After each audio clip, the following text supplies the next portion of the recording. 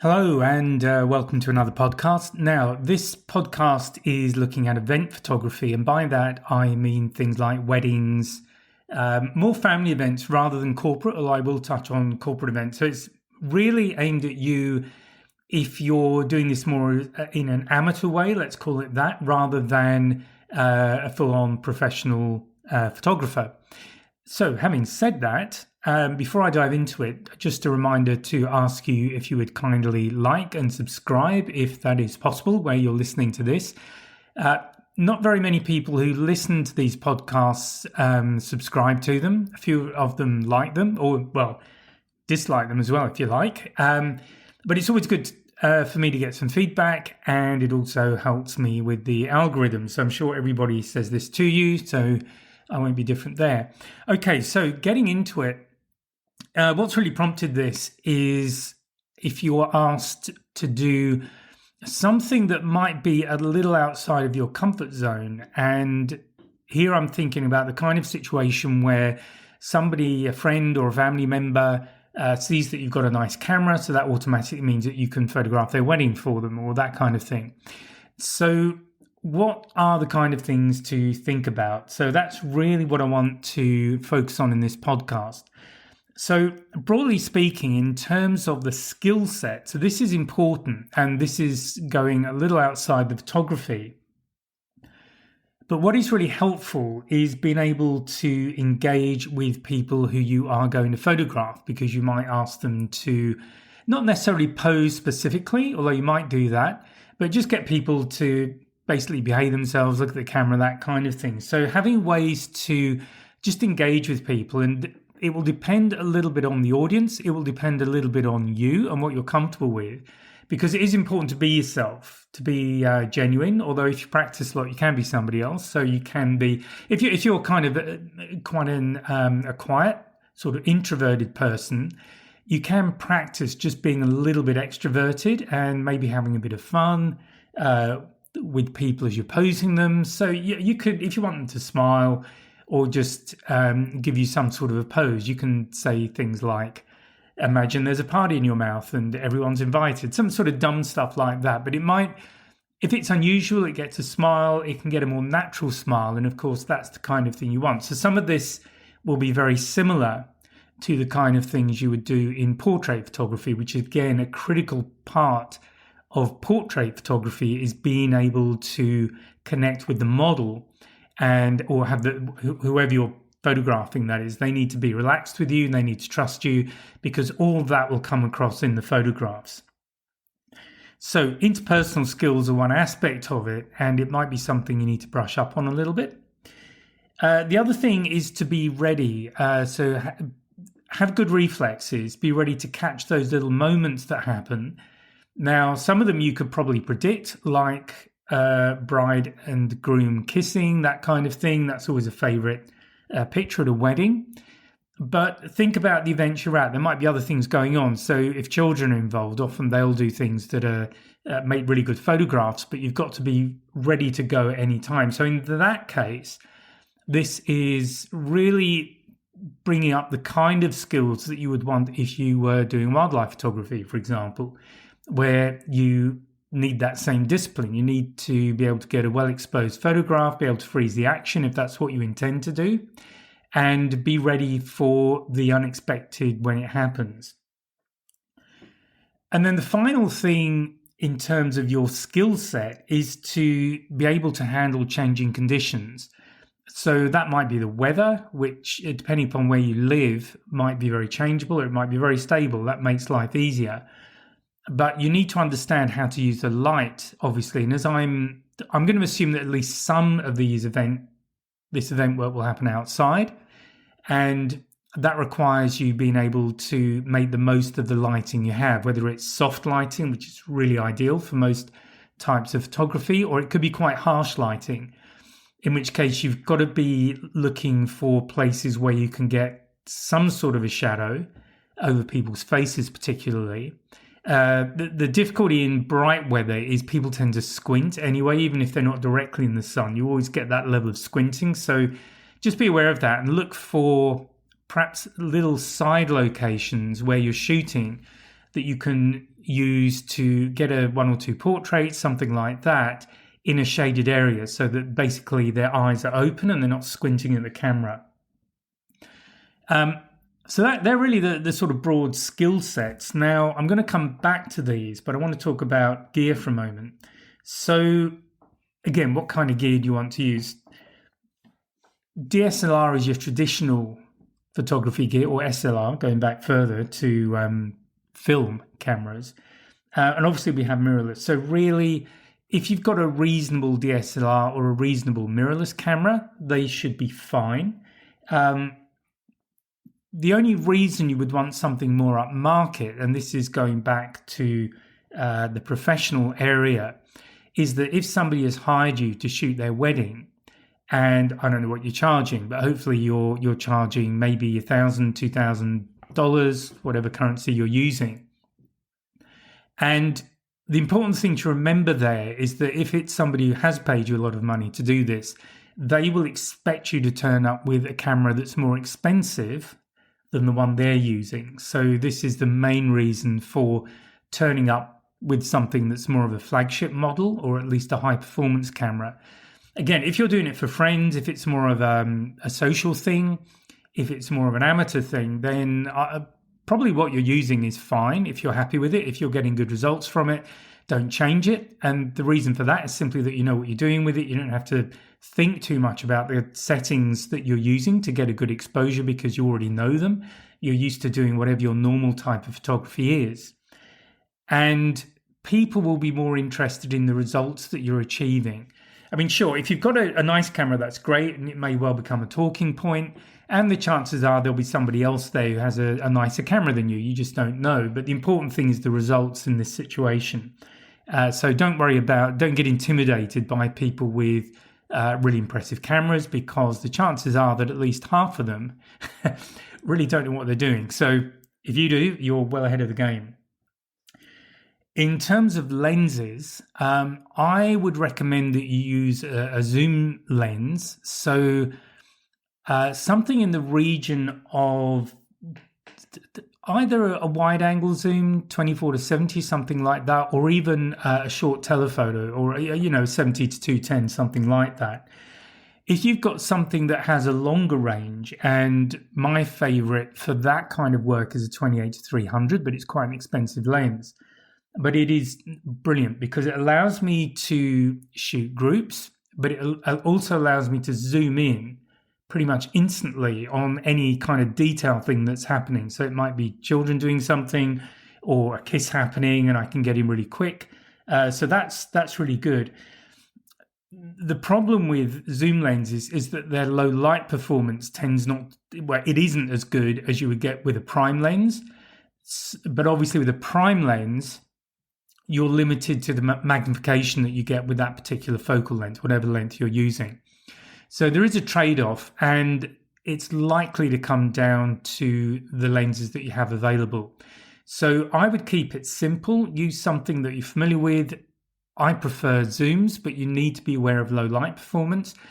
And the other thing to remember is that it may not be appropriate to use a flash. So if you are, let's say, photographing a wedding, there is a religious aspect to, unless it's just a civil wedding, but even so, you have to respect the place that you're in, whether it's a registry office or a church or wherever you are. So it is important to treat that with respect. And flash guns are not ideal. Using flash is not ideal in that situation because it is very distracting. And the other thing that I recommend if you are photographing a wedding is that wherever that wedding is taking place, speak to the celebrant, whoever is conducting the wedding, and just introduce yourself to the photographer and just ask them, are there any particular parts of the ceremony where they would prefer you not to take photographs? And obviously the other thing is to be discreet anyway. Make it clear that your intention is to be very discreet when you're taking photographs. But also ask them if there are any parts of the service, because certainly in religious ceremonies, there are some parts that the people there feel are quite sacred, and it may well not be appropriate for you to sit there blasting away with a flash gun for sure. So work with the people who are organizing the event and carrying out the event, and have them see you as somebody who is willing to work with them, to respect what they're doing. And you'll probably get a lot further than people who just sort of barge in and blast away with their camera. I definitely don't recommend doing that. It's important to respect what you're doing. I mean, the thing to remember is this isn't a photo shoot. This is an important event in two people's lives, in the case of a wedding. And while they want to have memories of it, and there's certainly a lot of things you can do with wedding photography, particularly, but because there is a sacred element too, that needs to be respected, because that is the primary reason for having that event. There may be other things. It could be award ceremonies, things like that. Again, if somebody is kind of master of ceremonies, it's always a good idea, I think, to just introduce yourself, answer that same question. Just introduce yourself and say that you've been asked to take photographs of the event. You obviously want to respect the event, not get in the way of anything. Are there any parts where they would rather you didn't photograph? And if you've picked a location that you think will give you a good view, just make sure they're happy with you being there. Now, look, there's always the danger that they'll say no. And if that's the case, just look for a compromise. But it is far, far better to have these people on side, because then everyone's working together. The last thing you want is to be taking photographs and then you actually stop the ceremony, basically get thrown out. That's really not good for the people who are there. It's not good for you. It's definitely not good for your reputation if you want to do this professionally. So be very sensitive. So, having said all of that, prime lenses are going to be better in low light, but a telephoto gives you more flexibility. So if most of what you're shooting is outside, then I would definitely go telephoto. If there's an inside component to it, I would just look at the low light options that you have. Maybe run with the prime lens just for the internal stuff and switch back to a telephoto if you have one for the rest of it. One other tip, this does refer back to wedding photography, so this is just a tip for you. By all means, shoot the sort of all the preliminaries before an event happening. So whether it's a wedding or something else, but people arriving, maybe key people getting ready, whatever it might be, the event itself, and then people afterwards, maybe do group shots, that kind of thing. But when it comes to indoor photography, so this might be the reception afterwards in the case of a wedding. A great tip that I had from a photographer I learnt from was to just buy a lot of disposable cameras and leave one on each table with just an instruction for everybody on the table to, have a few photographs, just use that camera to take photographs of each other and then collect them at the end. And the reason is that it just gives you another set of images, which are kind of fun, they're kind of candid, and you'll have some record of the events afterwards. Now, obviously, a lot of people are going to be using their smartphones. You'll have that kind of stuff going on. So what I would suggest, again, is to think about, and here we are drifting into the kind of photographs you're going to take. But take candids. By all means, do the group shots if that's what you've been asked to do, and get very clear on the sequence of actually put together a shoot list. So for a wedding, it's probably bride and groom's parents. If there's been a divorce of some sort, they need to figure that out and which order to do them in. If it's another kind of event, let's say it's an award ceremony, people arriving perhaps, maybe do a kind of people getting the event ready, that kind of thing, so that you're putting together a story. So this is all about creating story. And think about how you're going to present these images. Are they going to be standalones? Are people going to buy individual pictures? Are you going to put them together in a photo book? Are they going to be a gallery online somewhere that people can log into and order photographs? So how are you going to do it? What kind of quality do you need? That's another important thing to think about. But the style of photographs, definitely you want to be thinking about candids. So that's where a telephoto is really helpful, because you can get really natural shots of people talking, laughing, whatever they're doing, but shooting them from a distance so that you're not part of it, so you're not interfering with what's going on in the event. Again, having a second photographer is quite handy depending on the kind of event you're doing, because you might have somebody shooting more formal photographs, maybe with a flash if that's appropriate for where you are.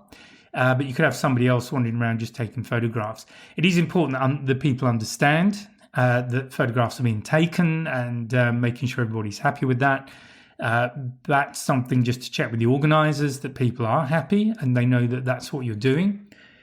So I would say your responsibility is to raise it unless you're organising the event, but it's the organiser's responsibility to flag to people that photographs are being taken. But this, depending on the wedding, if it's a family thing and you're part of the family, unlikely to be an issue. But if it's a more formal event and you're being asked to come in as an external person, then you might need to think about that. Okay, I've already spoken a little bit about lighting. So you do need to think about the kind of lighting you're using. I much prefer to work with natural lighting because it's simple. There's no setup. The sun's up there. There might be clouds. That's already done for you. However, if you are going to use artificial lighting, you need to just make sure you're very familiar with it. You understand how it operates. If you are using flash, then think about how you're using it.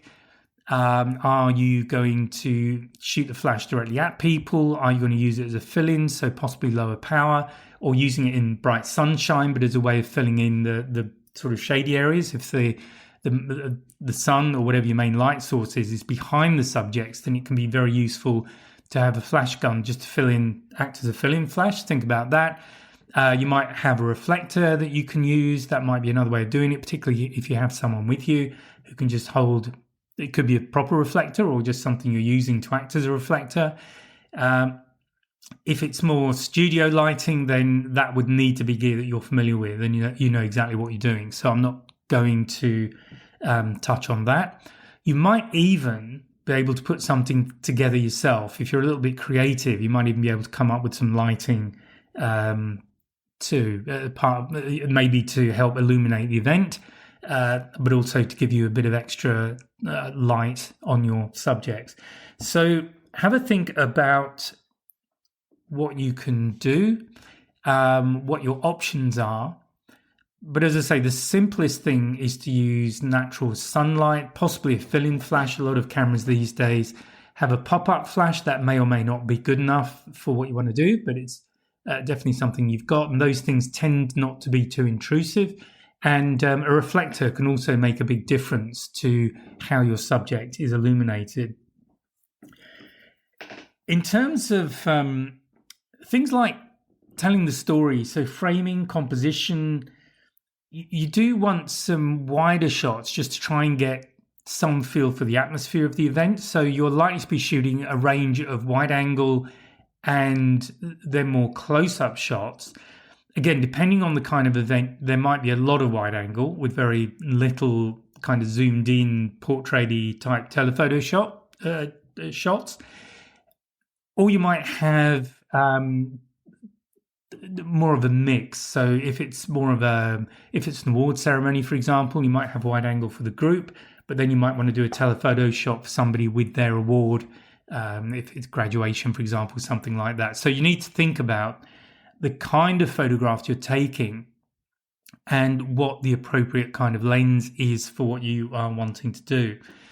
But I do recommend that you tell the story. So don't get kind of fixated on one particular type of photograph. Think about other photographs, wide angles, candids, maybe details. So in the case of a wedding, for example, it could be a bouquet, just a close-up of a bouquet, might be that somebody's handing, or just put to one side and photographed on its own, maybe the bride's shoes, something like that.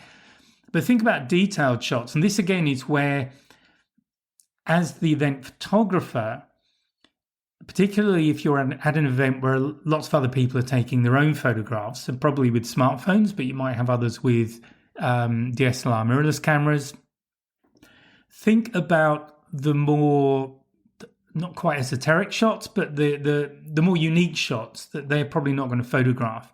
Most of them will just photograph each other, their friends, and it will be the standard sort of stuff you see on Facebook. So what can you come up with that's a little bit different, and pop those ideas on your shoot list?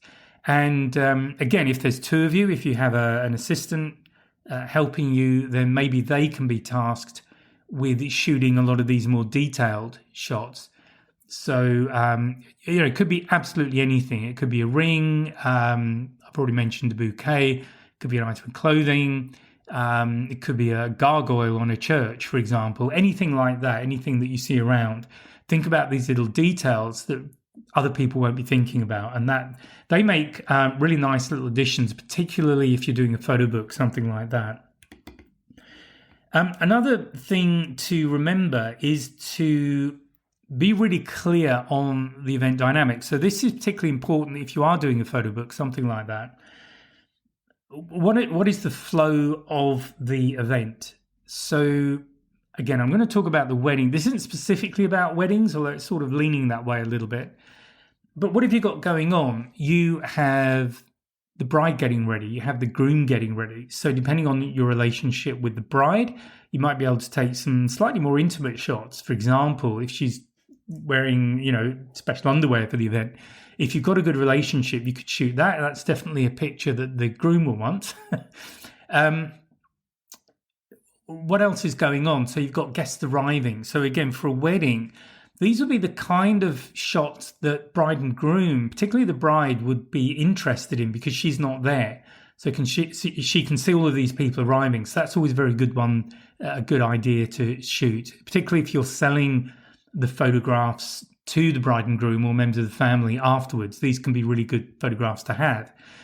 And it doesn't, these days with digital, it costs nothing to shoot them. You're just there anyway and just grab what you can.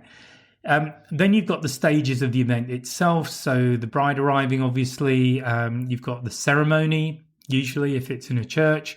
So again, bearing in mind what I've said about the person running the event. You then have the more formal shots afterwards. And so that's important to get the shoot list together for that. And that's a great situation where if the primary photographer is shooting the main portrait shots, the firing squad shots, to use a phrase, but that's what the older people tend to like. The secondary photographer who's shooting the details and the candids can be off shooting a lot of candids, just blasting away. And again, this is one of the benefits of digital photography. You can shoot literally thousands of photographs at an event and then sort of go through what you want to have as a shortlist to offer back to whoever would be interested in having those photographs. And then, what happens after that?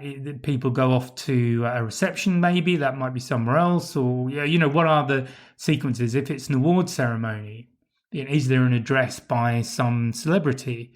Obviously, you'd have people arriving, the awards given out, maybe some group stuff at the end. I don't know, but this is the kind of stuff to think about if you're looking at an event. How does the event flow? What are the key points in the event, the key events within the event, the way you need to have photographs? So they're your priorities. And then what other photographs can you take around those key events that a lot of people wouldn't think of?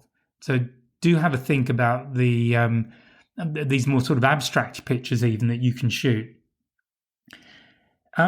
Okay, so if you are doing this for a client or a friend, and even if it's a friend, even if they're not paying you, hopefully they'll pay you something. But even with a friend, you want to approach it professionally. So it's important to just sit down with them and understand exactly what they want. Are there particular photographs that they would like to have? You can offer ideas as well. So do a bit of research on the kind of event that you're photographing, get some ideas. If it is a family event and you've got maybe mum and dad, this, again, going back to just weddings as an example, but it has most of the kind of pitfalls in it. So let's say that the bride's mother and father has split up and dad has gone off with, his teenage secretary, to use a real cliche. And mum isn't with anybody and she's really sensitive about seeing dad with this teenage person. So the tip there is to just get really clear on those dynamics for all of the key people that you're going to be photographing. And then in that situation, I'd make sure that the photographs with mum happen first and then dad can happen later. But it's about making sure that everybody is as happy as possible. I mean, these things are a bit of a minefield. So family is great fun. But do have a think about that and really get the inside information from the people that you're doing the photography for, and come up with a shoot list. If there are to be more formal photographs, portrait photographs, make sure you're up to that. And you might want to practice, do some photography, some portrait photography with friends before you do the actual event. Even maybe with the people who've asked you to shoot the event, because one of the things that they can do, if you are quite good at this and you're getting them to pose and getting them to do unusual things, if they see, I mean, for example, jumping in the air is one, getting everyone to jump. If they've seen the result of you asking them to do that, they're likely to be much more enthusiastic and will actually get the people, their guests, to do it. If you're into that, that's sort of getting into perhaps the more advanced stuff. You probably need to be a bit more confident in what you're doing to get people to do that sort of thing. But do have a really good chat. Really understand. Really listen to what they're asking for, so that you are very, very clear. Run through the shoot list with them and make that the core of what you need to come away with. And also, it's a great time to make sure you understand the sequence of events. You know, what is the order that things are going to happen at this event? Are there people coming from different places who might want to be photographed ahead of time? What's happening after the event? Are there additional photographs there? And just run through it and think about how you're going to handle all of that stuff. Okay, so I'm not going to get into contracts or marketing, that kind of thing. One thing you might want to think about is if you have access to a website or one of these portfolio hosting programs, I guess, that allows you to host images but have them password protected and maybe link to having them printed, ordered and printed. That's really beneficial. If you have access to that. So if you are going to sell them or make the photographs available for sale, then it is really good to have somewhere online where you can do that. Now, again, the online images, you might want to put a watermark on them, because look, people do take things for free. It's just a fact of life. I would definitely make them lower profile, the thumbnails lower profile than the actual printed photographs. So that brings us back to what are you going to shoot. So for the most part, I would always recommend shooting RAW. You might want to change them to JPEGs later. That's perfectly fine. But if let's say you're going to do a photo book, you really want to have nice quality images. And the other reason for doing that is if there are images in the photo book that people particularly like, they might ask to have them as prints that they can put up on a wall. So they might be quite large. They could be A1, A0, possibly not that big, but they could potentially be as big as that. More likely they're going to be A3, A4, that kind of size, or perhaps A5 if they're in more the sort of bedside picture. So whatever you're shooting, make sure that you will be in a position to offer a higher quality version of the shot. And you're going to do that by shooting RAW. If you only shoot in JPEG, JPEG is a compressed format. You lose a lot of detail. It limits what you can do in editing.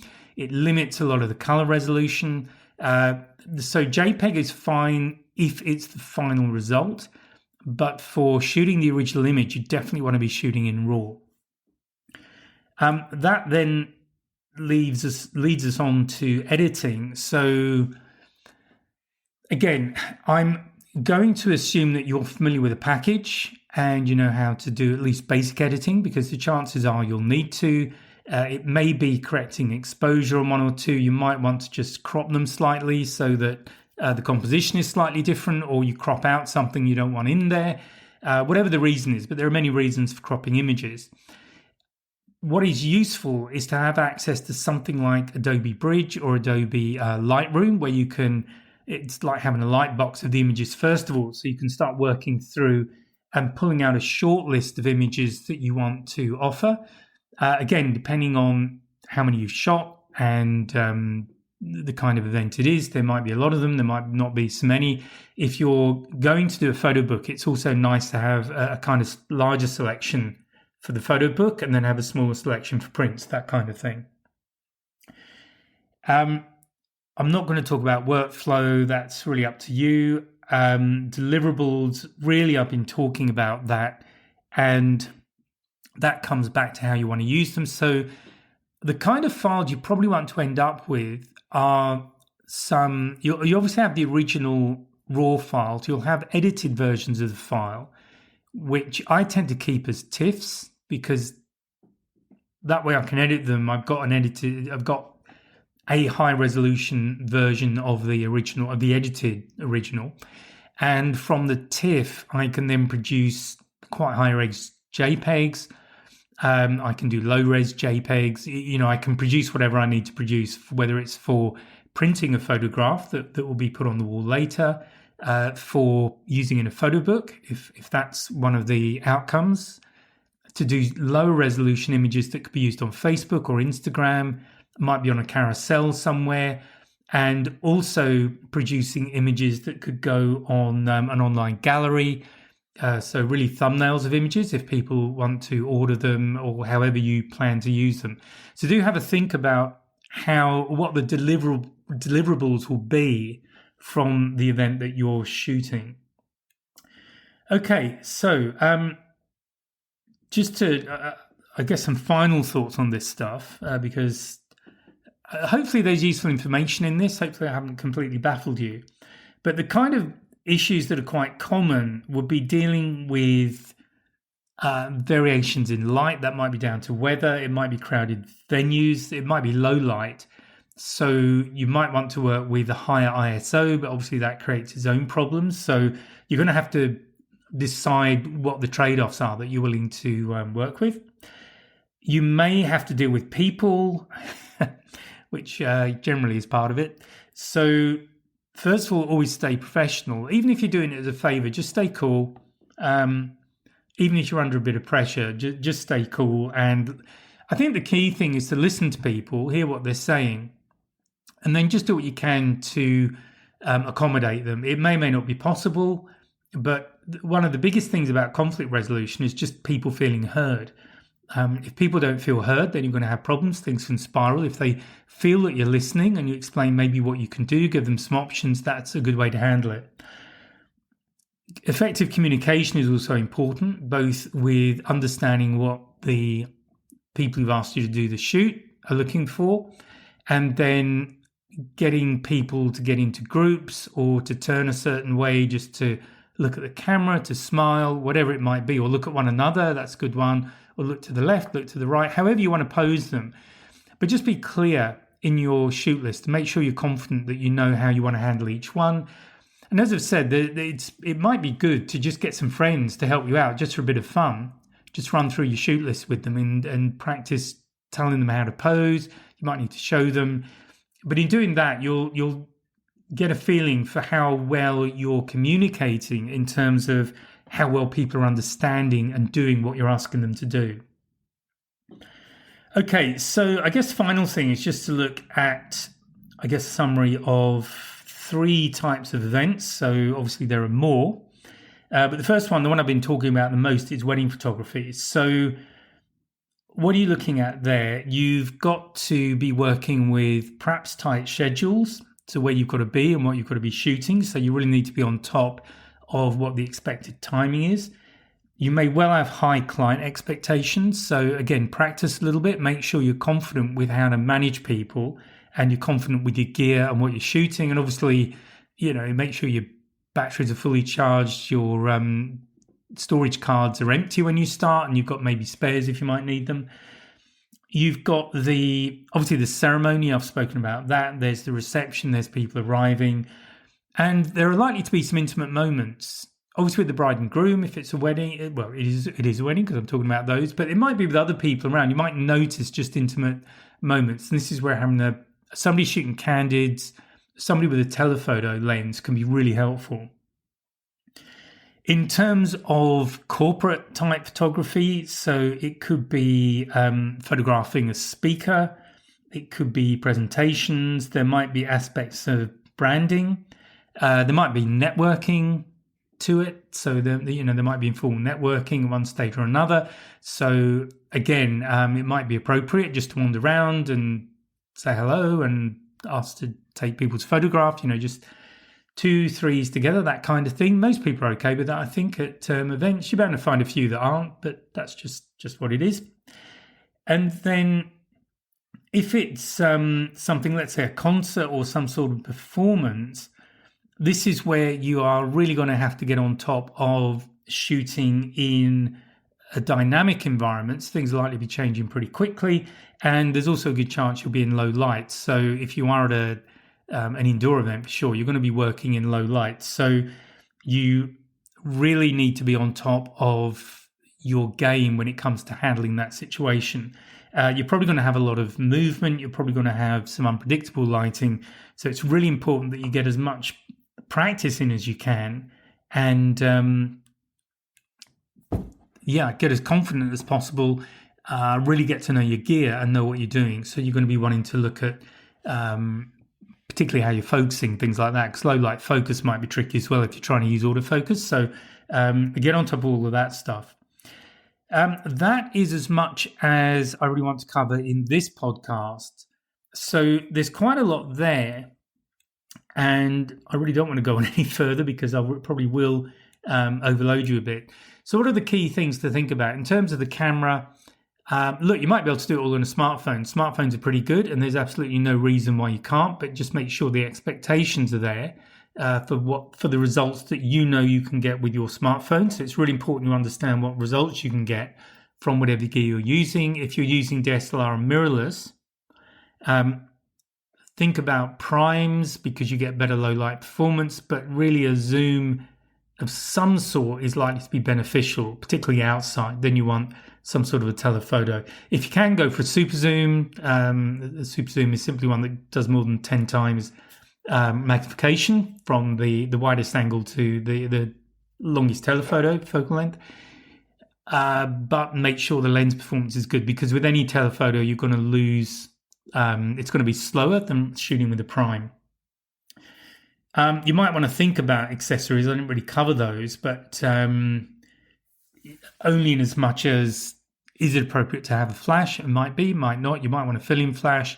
You might want to take a reflector if you're shooting outside and you want a bit of flexibility.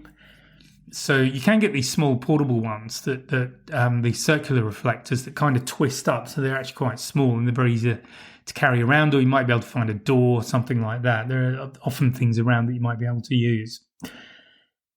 Spare batteries, memory cards if you think you might need them. Kind of shots that you'll be doing. Candids are, I think, really good. And remember the little details, the things that other people, because there's bound to be other people photographing, but what are the shots you can get that they won't think about? That's one of the things that will really start to differentiate you as a photographer, particularly if this is something you want to get into professionally. So think about how you handle, or how you can come up with shots that other people won't shoot. And that's the key thing. I've spoken about framing, getting the atmosphere, think about using background, how you're using your background, understanding the flow of the event. That's really important when it comes to getting your shoot list together. Have a good chat to whoever has asked you to do the shoot, so that you're very clear, not only about their expectations, but about where you need to be and when, and if you do need some help, because it may be that you could even have a helper coming around just shooting with the smartphone, just getting candids, as long as they're briefed on what to shoot, and maybe you have a little practice session with them somewhere, ideally at the venue, but could be anywhere, just so they get clearer on the kind of thing you've got in mind, and that can work very well. And as I said, post-processing, I'm not going to talk about that, but just make sure I recommend that you shoot in RAW, so that you've then got the maximum number of options. And it's really important to think about the final event. How do you want these? How will these photographs be used? Because that will determine what you need. Okay, so that covers it. I hope you found that useful. If you have, please give me a like. You could even leave a comment. And if there is a subject you would like me to talk about, please let me know, because I want these to be as relevant and useful to people as possible. If you haven't understood everything I've spoken about, then think about taking a course. And I have my online course, which is in little chunks, sort of 20-minute videos or thereabouts. And There's also a handbook which covers everything. So whatever mode you like to use to learn, whether it's video or reading, and there are also guided practice sessions. So all of that is in there. And I think that will help you get more enjoyment from your photography anyway, whether you're beginning or if you've been shooting for a while. I think I find it always useful to just do a course every now and again just to keep me sharp. So that's my tip for the day. All right, thank you, and I will speak to you in the next podcast. Bye for now. Oh, and just one more thing before you go. Just remember to drop any comments that you have or questions, and I'll get back to them in a future podcast. And remember that there's a new podcast every Friday. So if you've enjoyed this one, please remember to like and subscribe and join me on my mailing list, and you'll get a heads up about the latest podcast. So bye for now.